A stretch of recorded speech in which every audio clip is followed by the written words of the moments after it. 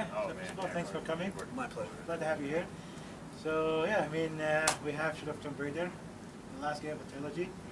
So we want to know about what this game is all about. Shadow of the Tomb Raider is the conclusion of the origin story. So when we did the reboot in 2013, we wanted to ask the question, how did Lara become Lara Croft? How did she become the Tomb Raider? So the first game was really exploring Lara's personality. The second game was the family legacy. And now Shadow of the Tomb Raider is reconciling all these things together and having her transform and become the Tomb Raider. Through the previous two games, how much of Lara Croft tracks has been changed? Or did it reach to, like, in a way that she become, like, more perspective? Or like she not kind of losing her mind? She is put into stressful situations. The tone since the reboot is a very serious, grounded is the word we often use. So we want to say, if this actually happened, I'm in a shipwreck, I'm in a survival situation, what will this feel like emotionally? When I go into the Siberia wilderness, it's cold, I need to make fire, I need to survive. It's not a simulation like a survival game, but the survival is at the core of this. Now it's more the survival of her personality, herself. You can see a little bit more darkness. It's because the revelations of who she believes she is, at the end of Rise of the Tomb Raider, she finds out her father was murdered. This is causing a lot of pain, but also an identity crisis. Who is she now? And she needs to answer that question and realize that she's someone who's so powerful, so competent, so intelligent, that even a hero can be a threat sometimes. And what she needs to learn is that have a more holistic approach, learn moderation, learn responsibility. You need to have all the information before you take an action. And she's a little impatient sometimes. She's like, go, go, go. That's why she's going from a reactive character to a proactive character, but she's going a little bit too far in the proactive. So she needs to be proactive with responsibility. What makes this game different from the previous two in terms of the perspective, the puzzles, the dangers, or the conflict, or the threat facing Lara Croft? Right. I'll start at a high level, and Keith can cover some of the mechanics. The high level, what's different is the stakes are higher. Right? So it's not just the world; it's Lara's soul. It's expanding to existence itself.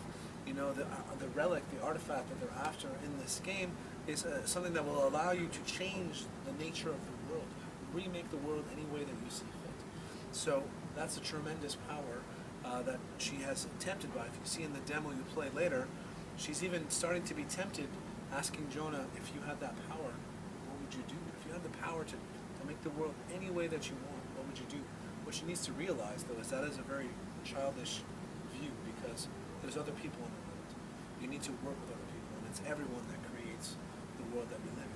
So it's a kind of this childish view versus a maturity view, and that is the journey that she's going in. When it comes to puzzles and stuff, the difficulty Yeah, and I think a simple way to think about it is that, at the end of this trilogy, she needs to become the Tomb Raider. And the Tomb Raider is someone who can go anywhere in the world and take care of business, right? So, Indiana Jones. like Indiana Jones, whatever, what have you. So she needs to be able to be the master all the possible challenges and environments that she could face. And the one environment and challenge that she had not yet faced in this trilogy was the jungle.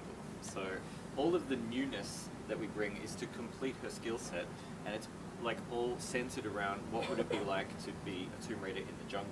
So what would it mean to do Tomb Raider combat in the jungle? It means she needs to learn how to disappear, right? Disappear, camouflage, disappear into the canopy, disappear into the foliage. That's new from Rise of the Tomb Raider, where once they see you, that's it. You don't know how to escape that situation. But she needs to learn how to do that.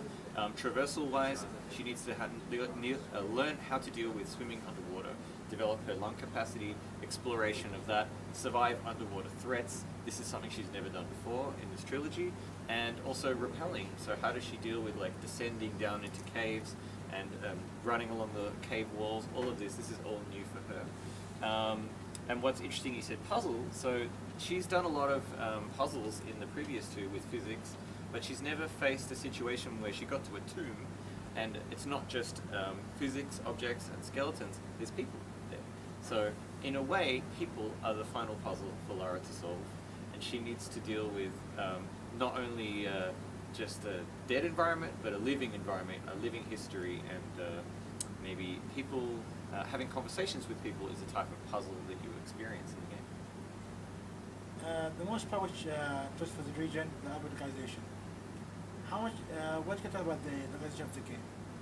You know, this version of the game, you know, I'm really in charge of the story, and that means emotions, how you feel.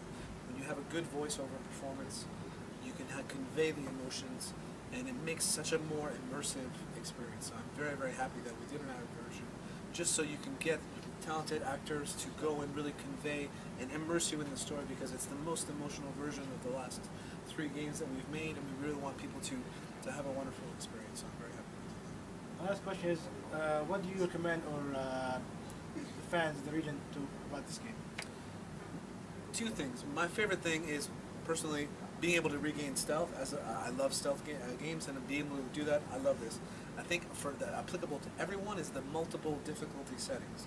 We did a lot of iteration to come up with, you know, combat difficulty, puzzle difficulty, and exploration difficulty, and being able to set this any way you like, I think will make this game way more accessible for those who have never tried it, and make it way more difficult for those who just want a hardcore challenge. So I think it's a really great adaptation we've done. For me, it's that feeling of bringing some of the elements of classic Tomb Raider back. She's just on the cusp of becoming the Tomb Raider she's meant to be, so it's the closest like classic experience you will have, but reinterpreted through the new style of the new series. You know, the fact that it's more believable, more grounded. What would it really be like to be dumped in the middle of the Amazon jungle and have to survive? So for me, that's what's very exciting. A lot of the imagery of Maya civilization, iconic temples, tombs. This is something that really gives it a great feel.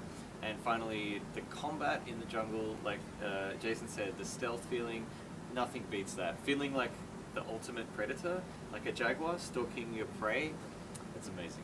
Very nice. Thank you very much. Thank you. Thank you. I hope the fan will enjoy the game. It's on 40th of September.